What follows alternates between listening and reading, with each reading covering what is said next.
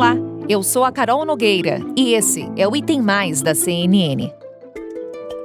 Na live que faz toda quinta-feira, o presidente Jair Bolsonaro falou sobre a escolha de Ciro Nogueira para a Casa Civil. Ele afirmou que um senador pode dialogar melhor com o Congresso e rebateu críticas ao Centrão. Bolsonaro também falou sobre a possibilidade de se filiar ao PP, partido de Ciro Nogueira, ao qual já foi filiado. Ele é a vacina do governo, né? A vacina contra o vírus do impeachment, da falta de diálogo, da falta de articulação. É visto assim pelos seus aliados, tanto dentro do partido como no governo como um todo, né? Prestes a virar aí um ministro palaciano, Ciro Nogueira chegou.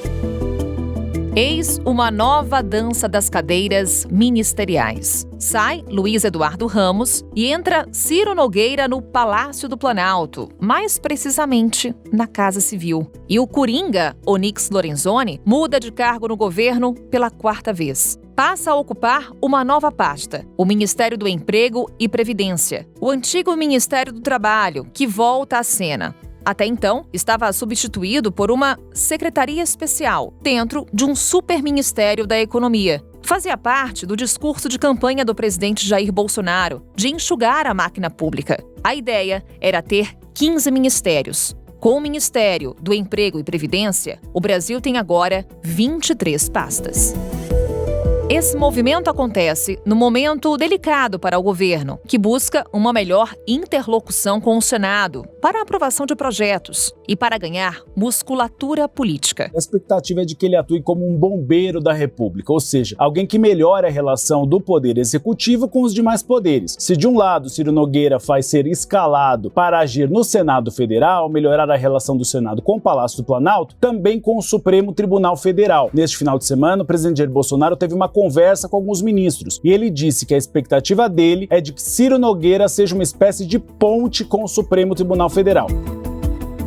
É um apoio essencial para o Planalto, para a aprovação de pautas importantes para o governo. Por exemplo, privatização dos Correios, reforma tributária e eleitoral, além de uma reformulação do Bolsa Família. São assuntos que devem ganhar destaque agora, no retorno do recesso parlamentar.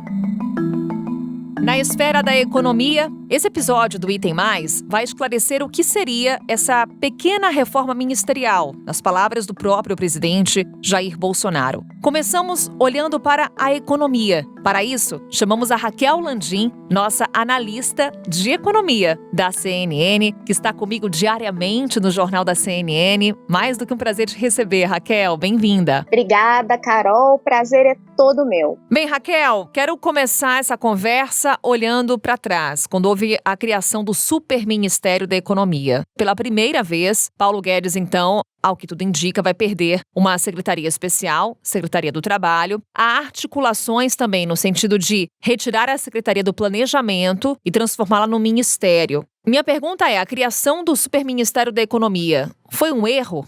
Carol, é difícil dizer que foi um erro, porque você tinha argumentos para isso naquela época, você tinha embates políticos muito fortes, principalmente entre os Ministérios do Desenvolvimento e o antigo Ministério da Fazenda. Você tinha ali lobbies do setor privado contra a abertura comercial, a favor de mais subsídios que vinham pelo Ministério do Desenvolvimento. Você também tinha, do outro lado, embates entre o Ministério da Fazenda, que é quem guarda o cofre, e o Ministério do Planejamento, que é quem colocam as rubricas onde será gasto o dinheiro. Quando Paulo Guedes colocou tudo isso sobre o seu guarda-chuva, ele apaziguou esses conflitos. E era isso que ele queria para conseguir dar andamento às reformas. Se por um lado ele conseguiu esse objetivo, por outro, ele deixou o ministério muito moroso. Pessoas que trabalham com ele reclamam que muitas vezes as ideias sequer vão para frente, elas não conseguem ser testadas dentro da esplanada, não chegam ao presidente da República porque param ali na estrutura do próprio ministério, elas não conseguem sair. Então, esse superministério, se ele apaziguou conflitos, ele também trouxe morosidade para as discussões. Agora, a questão agora do desmembramento, ela não é nem desse ponto de vista técnico, né? Ela é mais política, Carol. Pois é, Raquel, muito mais política. Vai agora um nome para agora o Ministério do Emprego e Previdência. Previdência, um nome que Jair Bolsonaro chama de um nome coringa, que é de Onyx Lorenzoni. Qual vai ser a real função dessa nova pasta, dessa recriação desse ministério? A real função dessa nova pasta é dar uma guarida para o Onyx Lorenzoni, em que ele possa se manter ativo na vida pública até as eleições do ano que vem, quando ele deve se desincompatibilizar e concorrer ao governo do Rio Grande do Sul ou ao Senado. Infelizmente, essa é a real razão. Não tem aí uma razão de fundo como combater o desemprego, que é extremamente necessário. Guedes tinha alguns programas ali na Secretaria Especial do Trabalho que devem ser levados para o novo ministério, mas os programas ainda com um desenho frágil, sem uma característica definida. O fato é que o ministro Paulo Guedes não tinha muitas medidas para incentivo ao emprego, até porque o que incentiva o emprego é crescimento sustentável. Então, assim, infelizmente, essa é uma movimentação que ela acontece do ponto de vista político para abrigar o Centrão dentro do Planalto e manter Onyx na esplanada. É tão política, Carol, que auxiliares de Guedes já tentam reverter a criação do ministério quando Onyx se tornar candidato. Pensa bem, qual é a função, né, de você criar uma pasta e 8 meses depois transformá-la de novo numa secretaria? É apenas uma conveniência política. É porque se Onyx for disputar o governo, por exemplo, do Rio Grande do Sul em 2022, que é o que se cogita, se isso se comprovar, ele vai ter que sair do cargo em abril de 2022, ou seja, ficará na pasta por menos de 1 ano. E aí vem um outro nome, Raquel Landim, que é Bruno Bianco. Hoje, secretário especial da Previdência e Trabalho. A ideia é que ele se mantenha agora no Ministério do Emprego e Previdência. É uma sinalização de continuidade do trabalho que vem sendo feito nesse momento pelo Ministério da Economia? Carol, é uma tentativa do ministro Paulo Guedes de manter influência sobre essa pasta. O ministro Paulo Guedes, ele se antecipou quando o Bolsonaro já deu a sinalização ali de a reforma, ele já saiu à frente para dizer que sim, ele estava sabendo que era jogo jogado, que era uma reestruturação interna. Então ele tenta, desta forma, manter a sua influência. Bruno Bianco é um ótimo técnico, foi ele que desenhou o programa de manutenção de empregos, o BEM, durante a crise da Covid, que evitou uma série de demissões, dando apoio às empresas. No Ministério da Economia, a estrutura é tão grande que os secretários especiais, eles funcionam como subministros. O Onyx ainda não disse, né, se aceita ou não o nome de Bianco, tudo parece que sim. Agora, não me parece que o Onyx terá exatamente a mesma agenda de Guedes. Ele vai querer aproveitar o ministério como uma plataforma política e vai brigar aí por mais gastos, mais programas, pelo menos no período em que ele estiver. Então, manter o seu subministro, vamos dizer assim, no ministério do colega, é uma forma de Paulo Guedes tentar manter influência e, como eu dizia, quem sabe até reintegrar a pasta à economia em abril do ano que vem. Resta combinar com os russos, né? Não sei se ele vai ser bem sucedido nessa manobra.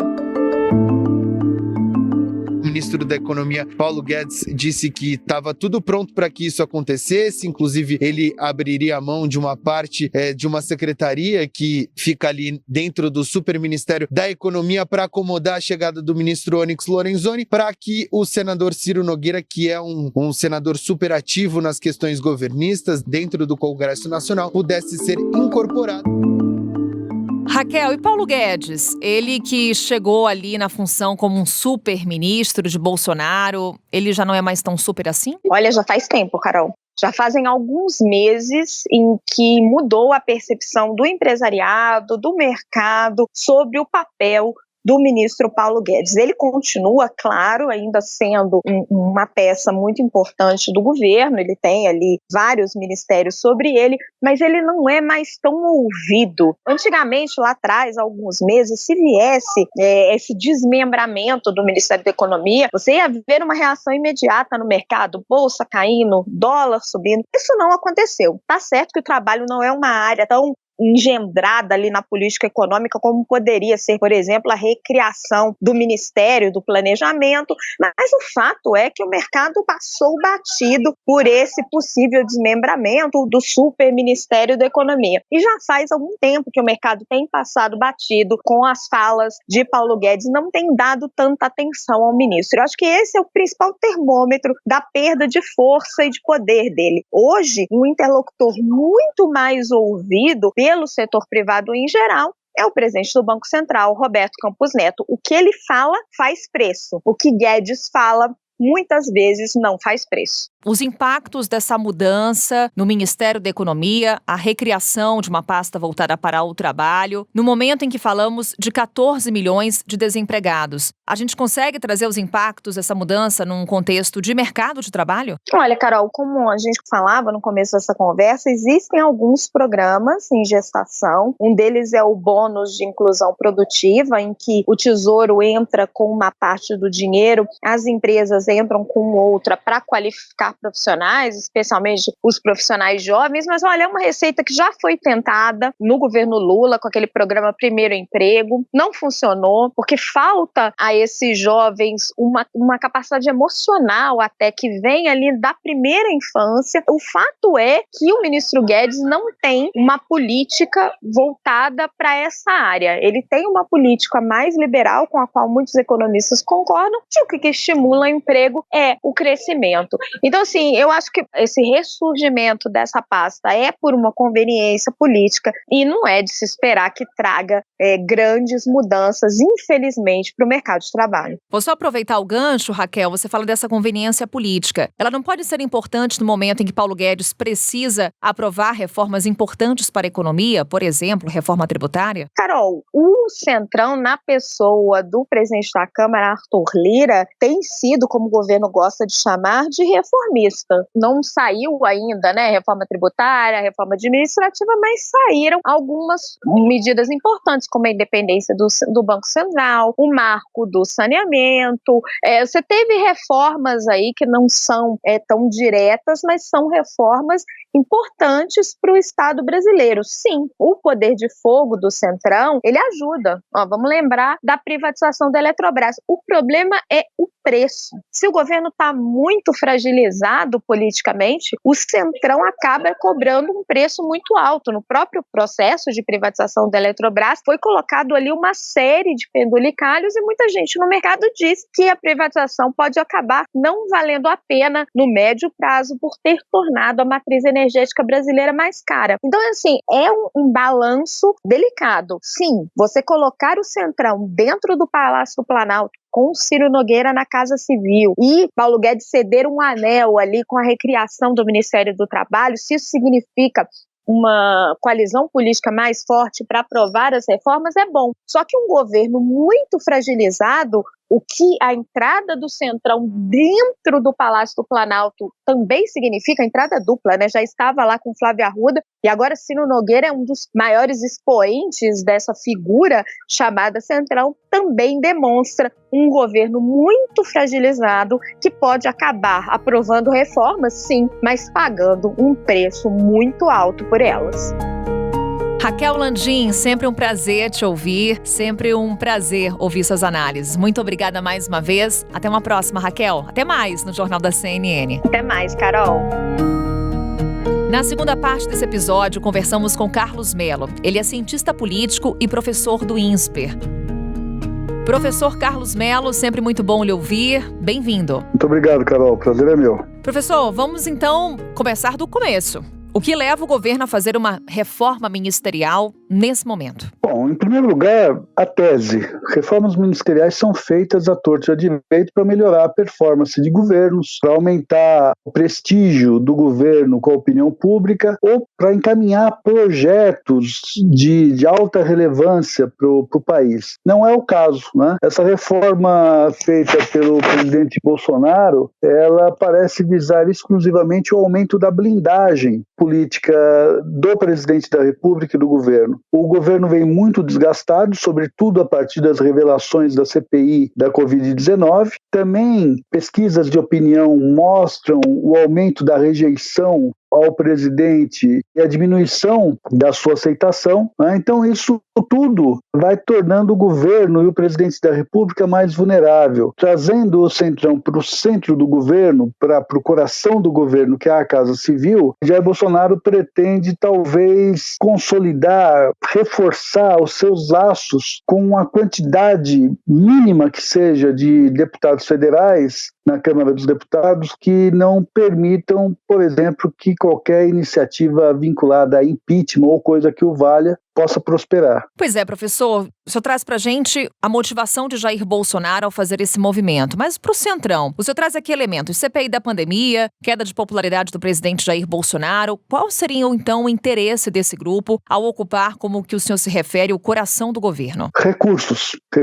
públicos. Veja, daqui até meados do ano que vem, um bom operador do Centrão a partir da Casa Civil e também em outros órgãos, como a Secretaria de Assuntos Institucionais, é capaz de promover nomeações importantes de agentes importantes que possam fazer um meio de campo político importante, enfim, nos territórios políticos que interesse ao Centrão, mas também liberar recursos para a realização de obras públicas que tenham efeito eleitoral muito mais para o deputado, para o parlamentar, que consegue levar aquela obra até a região, do que efetivamente para o governo. Então, há um timing importante para a liberação desses recursos. Isso precisa, dentro dessa lógica, precisaria ser feito já, né?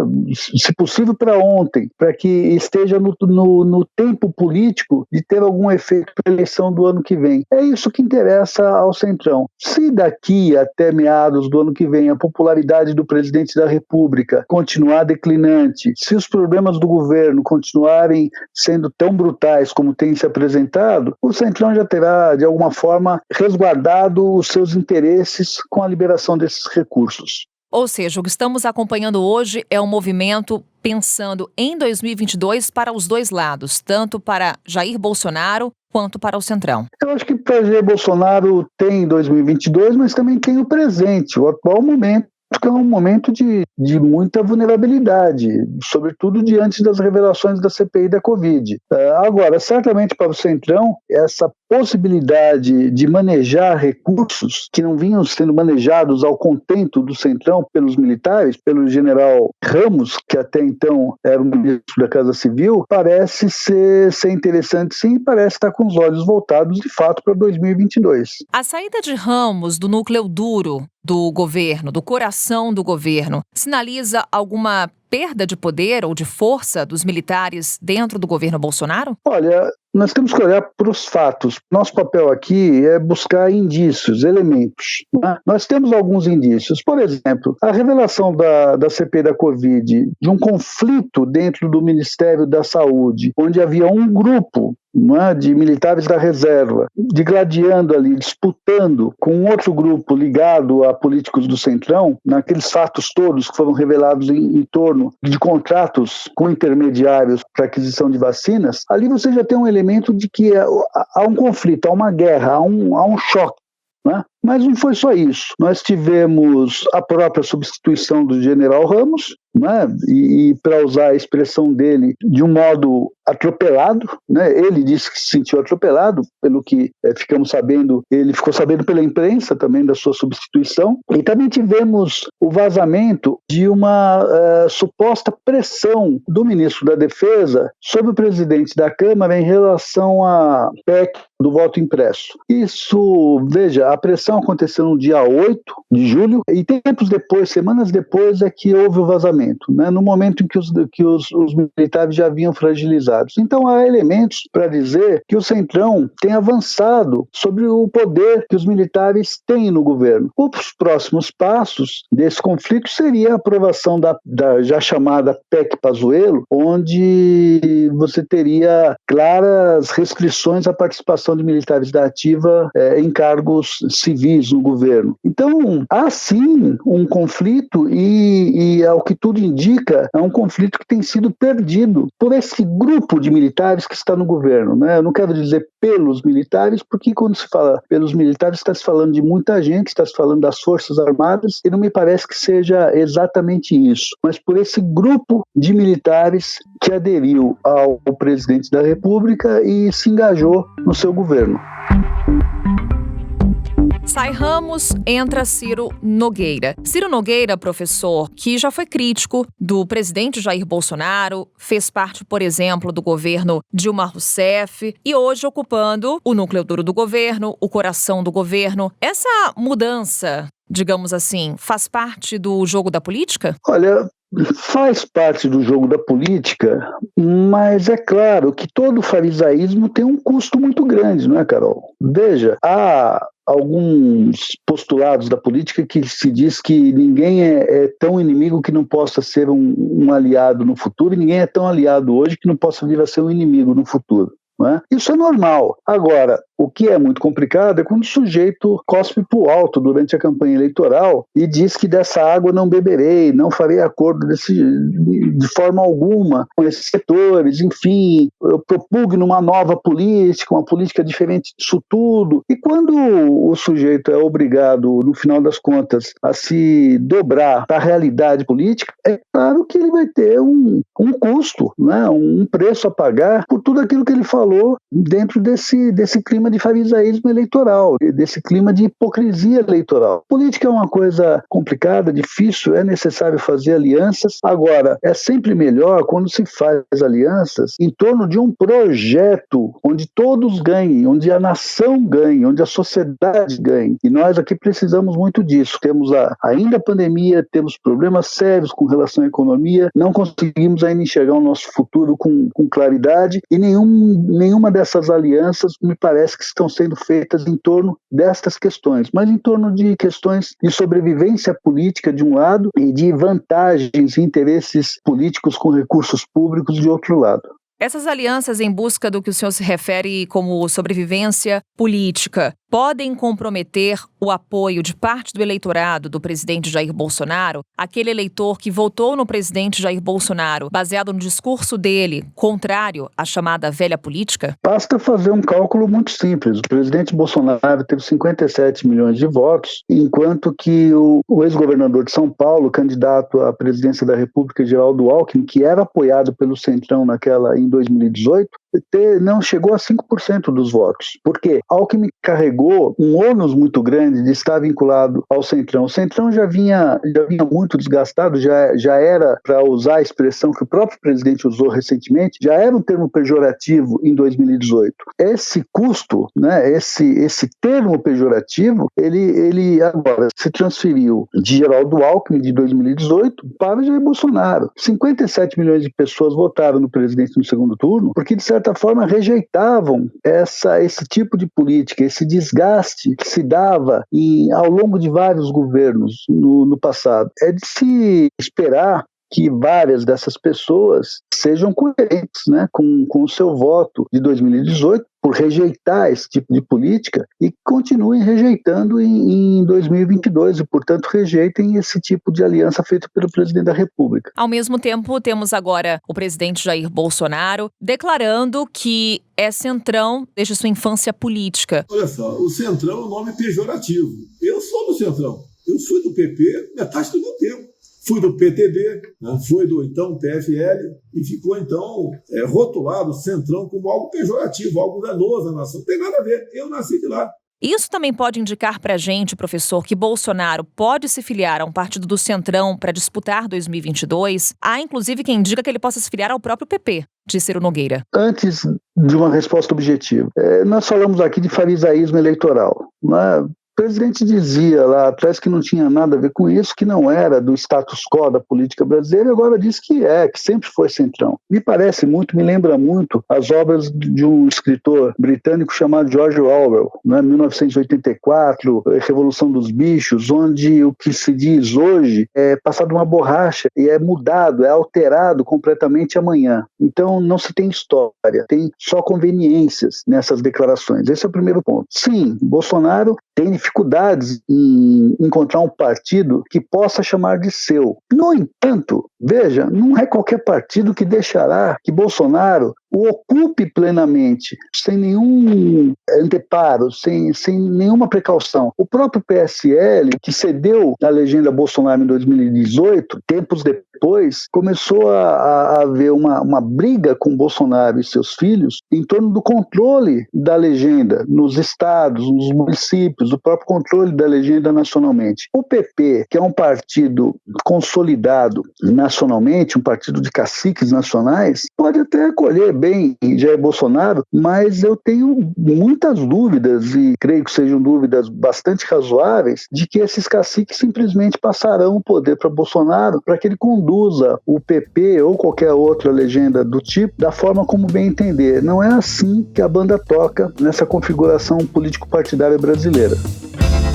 Professor Carlos Melo, cientista político, conversando conosco aqui no Item Mais. Mais uma vez, professor, muito obrigada. Foi um prazer, estou à sua disposição. É pauta política aqui no Item Mais. 2022 já começou. Estamos de olho. Até uma próxima.